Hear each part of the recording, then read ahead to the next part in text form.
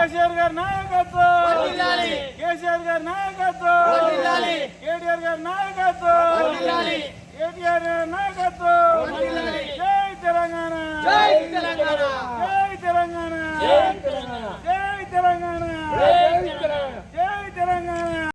అంటే సపరేట్ కన్నా ఈరోజు Telangana BRS party working president KTR అన్న ఆదేశాల మేరకు ఈరోజు గాంధీ తాతకు వినతి పత్రం కాంగ్రెస్ ఇచ్చిన హామీలని అమలు చేయకపోవడంతో ఏ గ్యారంటీలు ఇస్తామని చెప్పి ఈరోజు ప్రజలకు మోసం చేస్తున్నారో ఆ హామీలని వినతి పత్రం ఇవ్వడం జరిగింది. దానికి ఈరోజుకి 420 రోజులు కరెక్టుగా అవుతుంది కాంగ్రెస్ అధికారంలోకి గెలిచి. కానీ ప్రజలకు చెప్పిన హామీలను పక్కన పెట్టి చిల్లర మాటలు మాట్లాడు తప్ప కాలయాపన చేస్తున్నట్టు తప్ప ప్రజలకు చేసిందేం లేదు.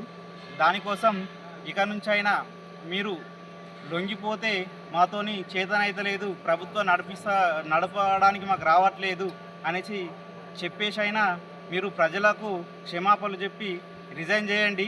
మీకు చేతన కాదిగా.